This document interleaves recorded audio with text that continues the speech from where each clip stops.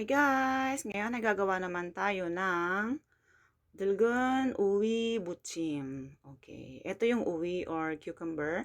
Pag sinabing dalgон is yung old, yung matanda ng cucumber. Kaya tingnan nyo yung skin niya guys, brown na siya. And then nabalatan na siya agad kasi hindi ko nahabol si Omonim kanina nung kanyang binalatan yan. Nakita ko na agad, ayan, nagaganyan na siya. Ayan, kaya ayan. Ito na lang yung naabutan ko. So, continue lang tayo.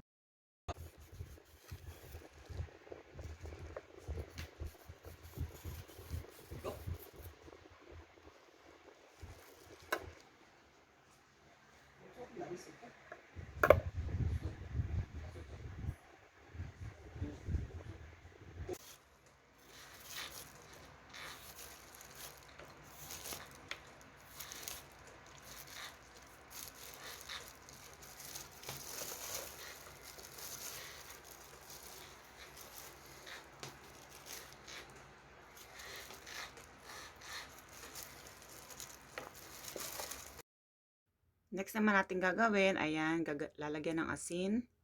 Ganyan. So, ibababad natin siya ng segundo lang naman sa asin.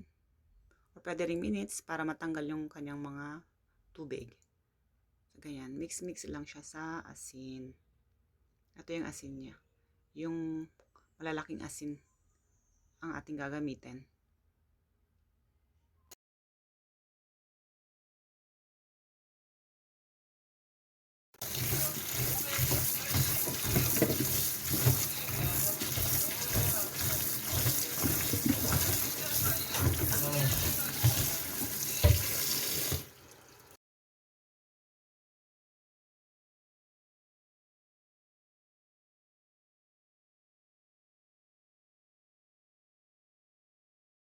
And guys, na-drain na natin yung tubig. Ngayon, kailangan natin siyang pigain.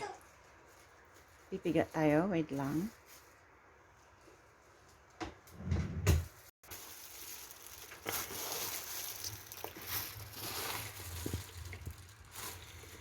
Ako sana magpipiga. Ayaw niya ibigay.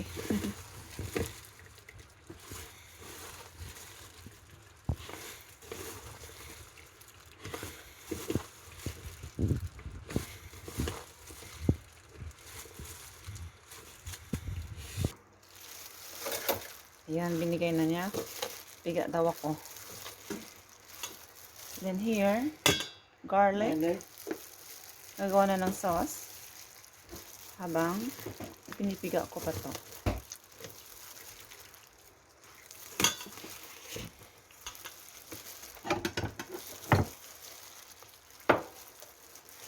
Next, brown sugar.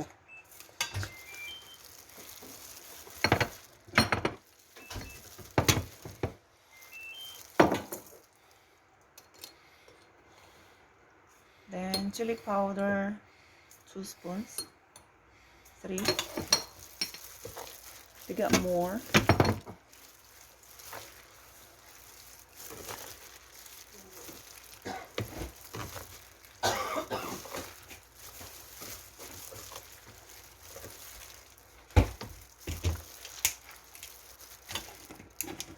Next, gochujang or chili paste. Sarap ng aming gochujang.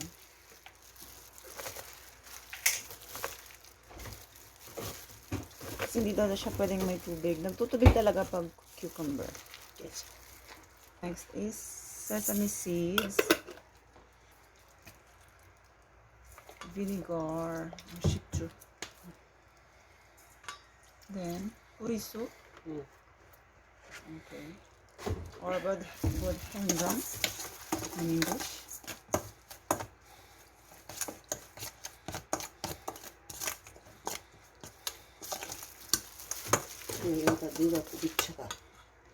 Lagay ko na daw.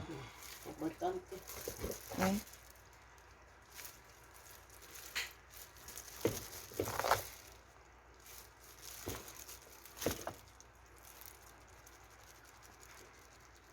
Ayan, yung na-drain yung tubig.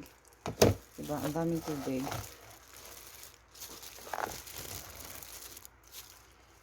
like that.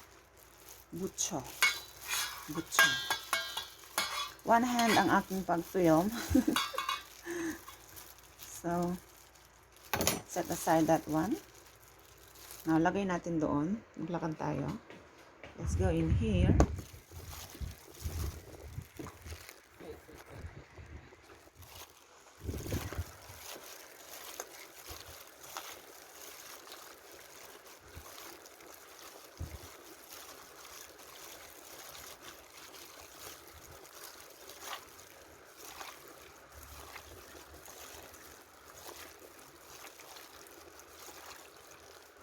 Ang tawag dito ay dulgon, uwi, butsin. Ibig sabihin ng dulgon is yung matanda na ano, cucumber. Matigas na siya, brown na yung kanyang balat. Tapos uwi, diba, is cucumber. Tapos itong paggawa ng ganito ay butsin. So, na-try na din namin yung balat naman ng pakwan. Gawin ganito. Parang paras lang sila ng texture ng ano ng cucumber. Tikman nga natin.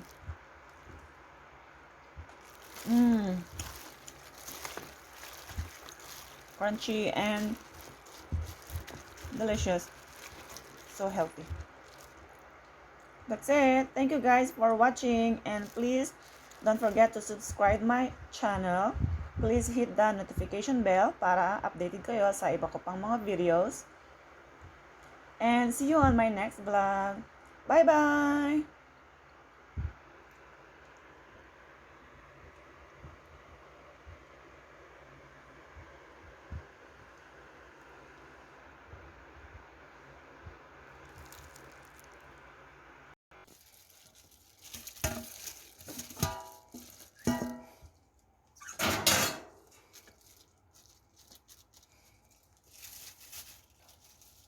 Yan, sineparate namin guys kasi unahin namin kainin to, tapos later na ito.